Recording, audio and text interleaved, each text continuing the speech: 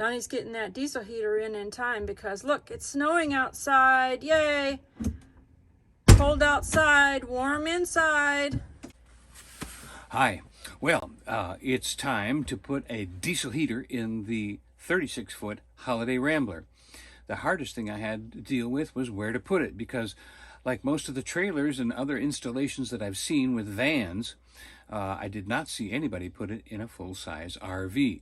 And the only one that I did see, he had a bench seat that he just took the lid off the bench seat and put it underneath the bench seat and ran the hose and the exhaust through one of his bins, which I would never do. I would never have a 100-degree exhaust pipe going through one of the storage bins beneath my RV. So I had to find a spot, and I did, right behind the front seat.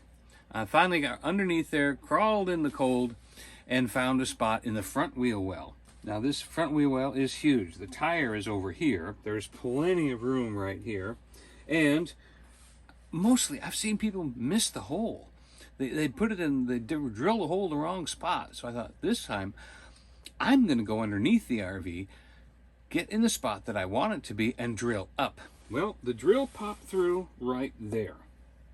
And I thought, oh, wow, this is a perfect spot. Well, it wasn't quite. So I brought the heater over, and I thought, okay, this is the intake, this is exhaust. That's a little bit too far out. So what I did was I'm going to move it back a little bit. But my tiny drill hole, easy to fill. And easy to fill on the other side, too. So I would recommend a little tiny pilot hole on where you think you want it, because everybody so far has been drilling into beams and wood and this and that.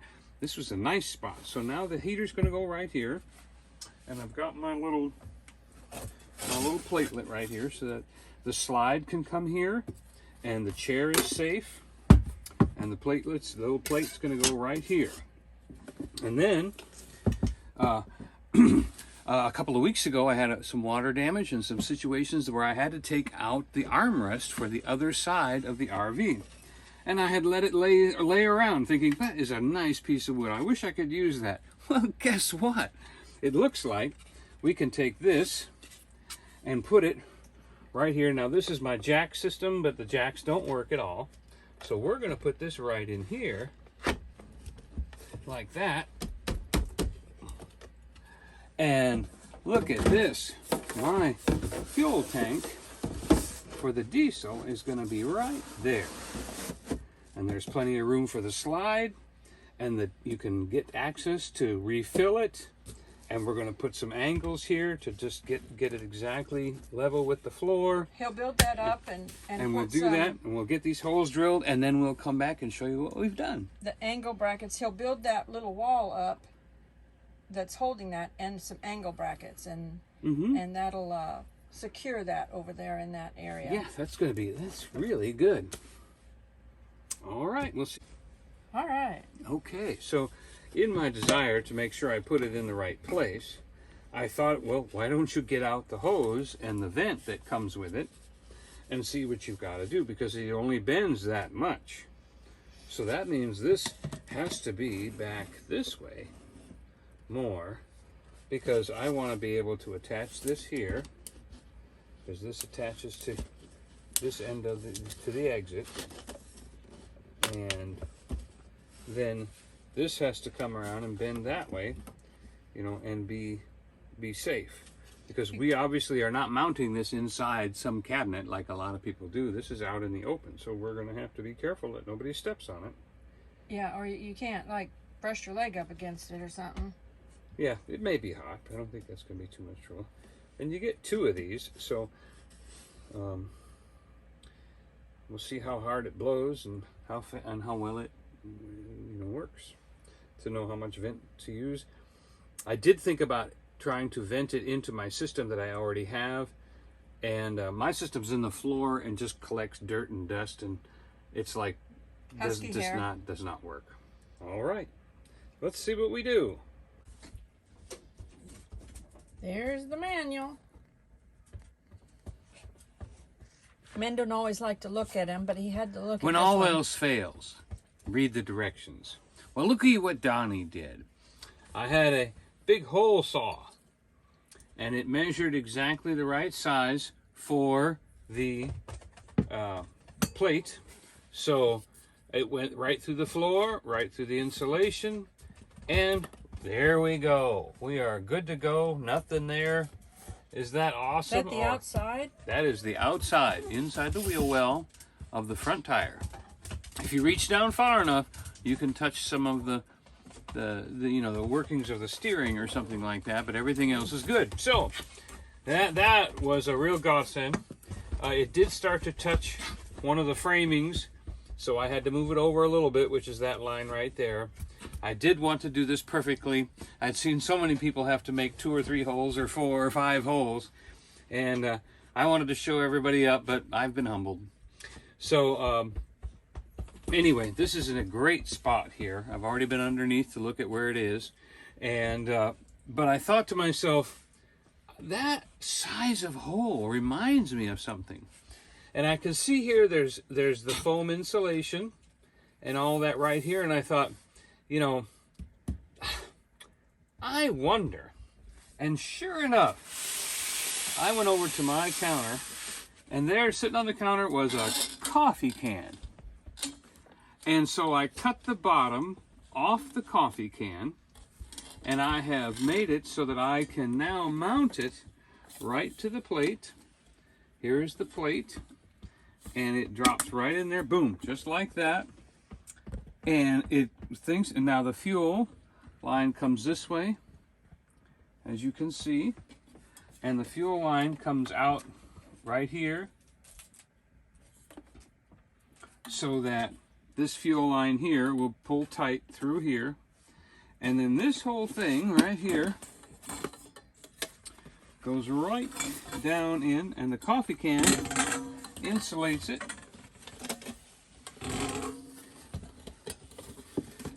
Look at that. Ingenuity. Ingenuity. Old-fashioned ingenuity. A coffee can. So that coffee can is going to act as a little insulator and protect that, and it's also going to act as a splash guard for the tire as well. So that's all set to go. So now I'm not going to screw it down permanently yet. And next is running the fuel. I built a sport under here.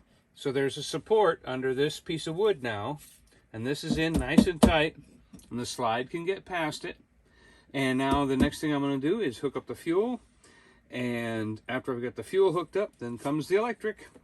Then after the fuel and the electric, then get it, and it's all organized, then I'll screw it down and start feeling like I've done something right today. Okay. And none too soon, because oh my goodness, tomorrow Joy's is feet 60. and legs are cold, and Donny said he was pretty cold. I'm too. cold, and it's 17 degrees tomorrow. So tomorrow night. So we will do this tonight and tomorrow. Oh yeah. Fix it tonight, and then have heat hopefully tonight and tomorrow. Okay, here is an understanding of how to put the valve, the fuel in the tank. This is regular lamp cord. I happen to have some lamp cord. You pull the lamp cord apart into 2 pieces, like that. See these 2 pieces? You pull it apart to 2 pieces. On one piece, you put the nut and the washer. You pull it all the way across. The other piece, you feed through your tank until it comes out the bottom. Now when it comes out the bottom, so the cord is, oh, and here's the hole I drilled, by the way. Okay, here's the hole I drilled, which is right near the bottom. You feed 1/2 of the cord into the hole. It comes out the bottom. Then you take the valve, the nozzle that they give you. Here is the nozzle that you get in the package. You put the rubber gasket on it. See the rubber round gasket. Then the white cord that comes out, you feed into the tip till it comes out the other end, or as far as you can get it in. Okay, then you pull it back through to the hole. Look at that. See how that came right to the hole? This is where you got to make sure you already put that black gasket on the inside. Now, instead of pulling this out and taking a risk of dropping it in the tank, if you already have it fed on your cord, there's the other gasket. That goes on. And you put that on and holding on to it. Just a couple of threads like that. Then there's the nut. And you hold the metal piece and you get that nut on a couple of turns like that. All right, look at that. See, now that's tightening down. So you hold this piece and tighten the nut. And then when you get to that point, you can take your wrench and just snug it up, making sure this piece does not turn in your fingers while you're turning the bigger piece. Snug it up. You don't want to go too tight and smash your gasket. Just snug it up. Okay, there it's giving me some resistance. I'm snugging up. Now it's trying to turn this too, so that means it's probably as tight as it should go. Then at that point, you pull your wire out. And there you're ready to hook up your fuel. And that's it for that section. Good morning. Well, a little more light to film, but actually, last night, I grabbed that little cup of change and screws that you keep, you know, that heavy one that's got all the nickels and dimes and quarters, dumped it all, it dropped right out of my hand. I went like, okay, that's the end of today. Sounds like there's a mistake coming. I'm going to start again tomorrow. Oh, that was irritating. Here we are. So, that's a good lesson too. and that's a good remember that when you do something like that, just stop.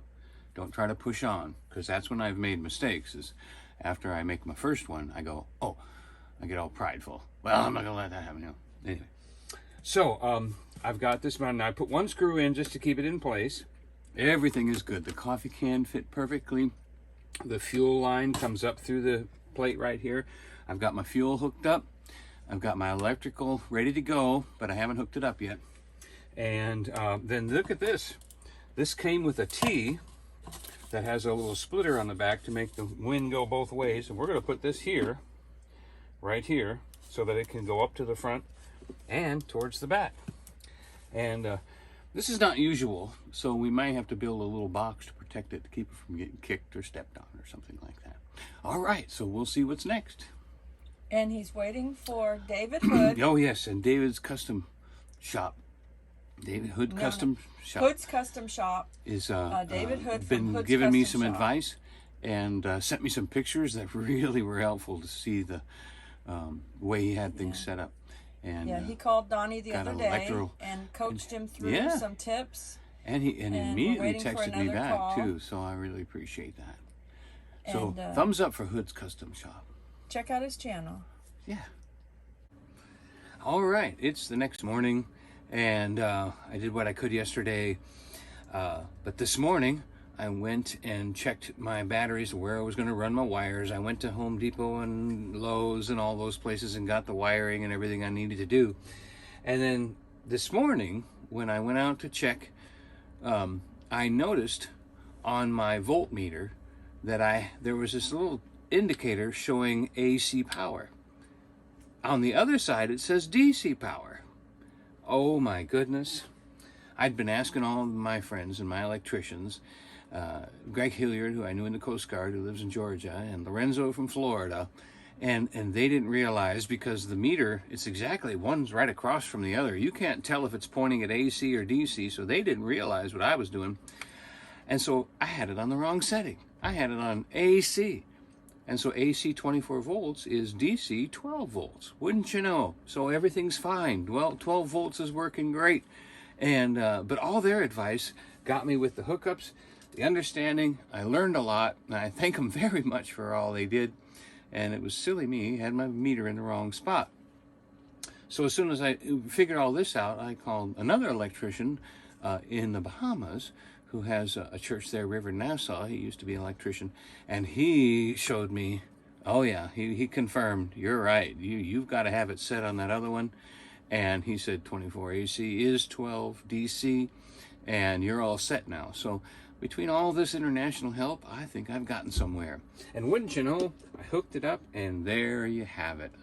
So there is a, on everybody's dashboard, you've got like a lighter, and you can't say the word that, you know, it's supposed to be usually called.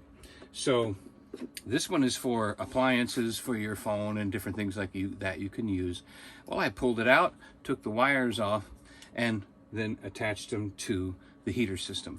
And boom, we've got power, we're ready to go. So the next thing is I'm gonna hack off the end of this wood here, move the tank forward, and build a little thing right here to make that more cosmetic, get the fuel in the tank, and get to the next step. So thank you everybody for all the help you've been, and we'll see you in a minute. That was Pastor Jacoby from the River Nassau, and he has a featured channel on Joy Blessed Life, and also that was Pastor Lorenzo from Chaotic Streets Church, and he is a featured channel on Joy Blessed Life as well. So if you want to check out their channels and show them some appreciation, go to our featured channels. Yep. Yeah. All right, I'm outside, got my cardboard down over the mud, and believe it or not, I am installing in my 36-foot RV my diesel heater up front. And the best place for the exhaust and the heater to be was the wheel well. Now, of course, we know we talk about rocks and stones and things like that. That could be a possibility of damage or something like that. I'll have to deal with that, but right now it's 26 degrees and I need some heat.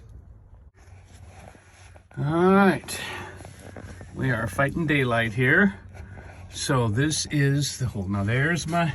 And here is the coffee can, insulating the inside of the vehicle.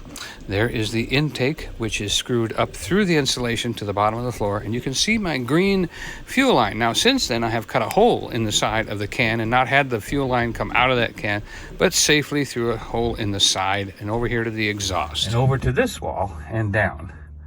So it's going to be interesting. All right, so the exhaust pipe comes out, goes over to the inside wheel well, and there I have it. The frame was case hardened steel. There was no putting a hole in that frame, but I was able to put a hole in the sheet metal above it, and then after I put the clamp on there, I was able to clamp the clamp right to the muffler, and it is on the inside of the wheel well, plenty of ventilation, and not heading towards anywhere, and that's important. All right, so then air filter's done, that's done, fuel filter's done. I'm gonna wrap some tape on that, and then we'll be done under here. I've just been sitting right here in the wheel well. Hey, there's one reason why to have a big vehicle. You can sit right underneath it while you're working on it. All right, there's the focus. This is my coffee can. Look at how that's insulating me and keeping me from anything on the inside. There is the intake air over here towards the outside. Unfortunately, my exhaust pipe is on the inboard side of the installation. So I have to run it over here to the inboard fender well, which is steel. This is a steel frame here, steel here, steel here. This is all steel, and then I mounted it on a bracket there. So it's ready to go. So I'm going to put some tape on my fuel line, which is right here. I'm not sure how to fix that situation, but I think somebody might give me an idea what to do about that. Because I don't even know if that needs to be out here. But it had to go from the inside to the outside of the can. I'll have to think about that. Well, I left my paint bucket out that I was painting with. I said, well, I'll clean it tomorrow or something like that. And here we are, absolutely solid. Thank goodness the brushes are down in clean water, I guess. It's absolutely solid. There is no, no cleaning these brushes today.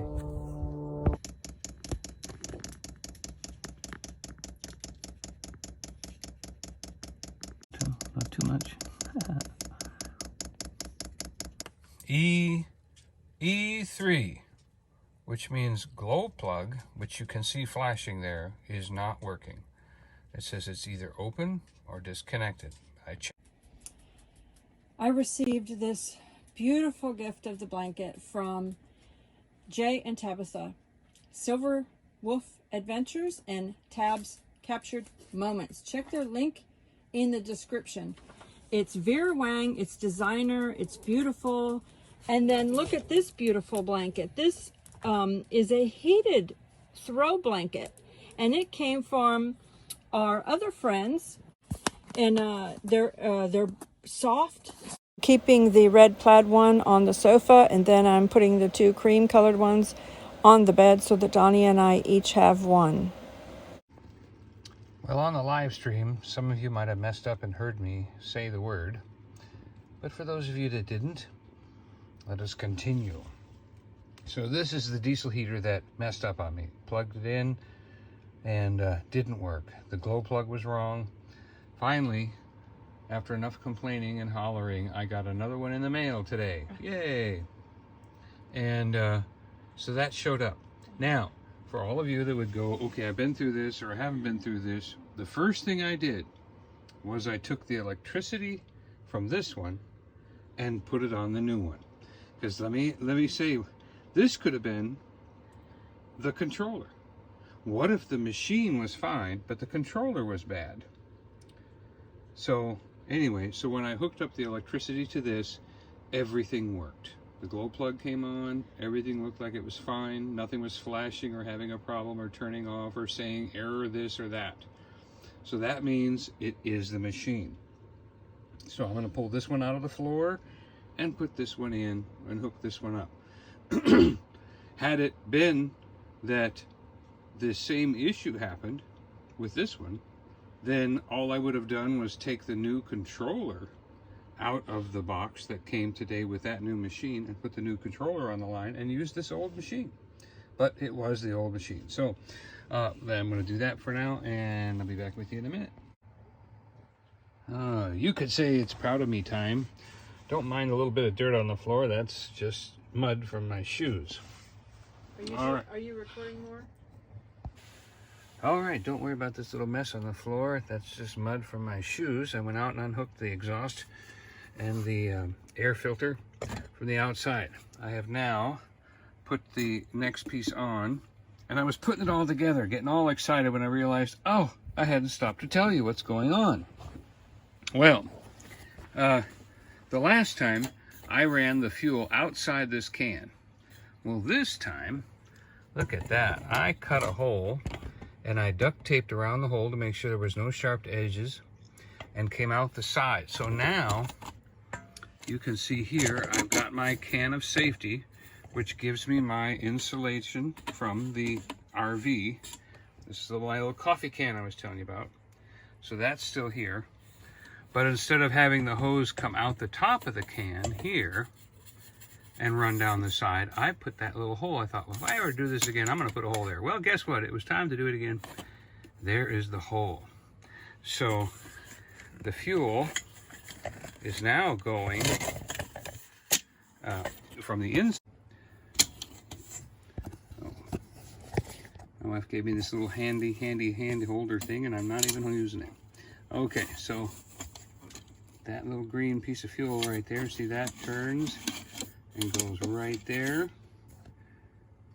Then there's two screws that I screw this down with, and this pops right into place because I tug on that little hose right there. Boom, there's the hose, and now that goes right down. So now I've got my nice little insulator. Take a look at that. All I'm going to do is turn this upside down and slide it back outside. Reattach the muffler right here to the side of the vehicle. And that's going to be good to go. I do have fuel in the line. I don't know if anybody else thinks of that, but I'm thinking maybe I should turn on the pump and get this fuel, all these bubbles and everything through here, and make sure the fuel is right up to the pump before I turn it upside down and put it in. What do you think? What do you think? All right, that's what we'll do. Sweet. The underside is ready to go. The fuel, I ran the pump. The fuel is now up. We are going to run a T right here and run a hose up to the front where the leaky front door is and lets all the cold air in, and the other one is going to go back towards the back. So as soon as I get these hooked up, it's come on time. All right, power is hooked up. For those of you quizzicals, these two buttons here, you push them at the same time to get the fuel pump to come on. Now I have used that to get the fuel all the way up. So now I can hit the start button, and there she goes. Now the last one that I had, the glow plug, that red light that came on right there, it flashed and hit an error number and wouldn't work. So now now I've got to figure out what to do next. So looks like the fan is running. H3, I'll have to find out what that means. It's 21 degrees centigrade. I think 0 centigrade is 32 degrees Fahrenheit. So when that means it's 21 degrees, 21 and 32 would be 53. So that means it's 53 degrees right there. And so now we're doing good, and we're watching the fan turn, and it's blowing, and so far so good. I don't know what to do next. I'm going to check on the directions. And the heat is on. He got it on. So this was a faulty, this one right here was a faulty diesel heater. And the other one right there, that's the one that finally came after he had to argue with him for a while. Finally came a new one, put that in, and replaced the one that wasn't working, and now it's working. There is heat going both directions of that hose. So he'll figure something else out so that it's not like going so far out this direction. I think he'll shorten that, but right now we have heat, and it's getting down to 23 degrees tonight, so yay.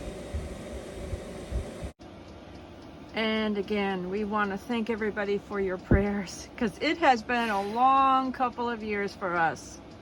A long couple of years for us.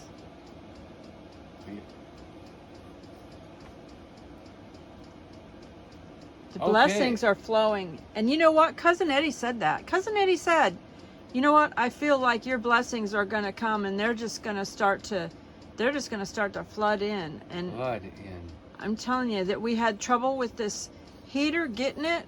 So the heater that they sent did not work, and the glow plug light was flashing. And well, like I told you, after hollering at them long enough, they sent me another one. And luckily, it was not me, it was the heater. So the one that they sent, I quickly hooked up to the electronics and exhaust that I already had installed. Didn't take me too long. And wouldn't you know, it's getting warm in here. It's getting warm in here.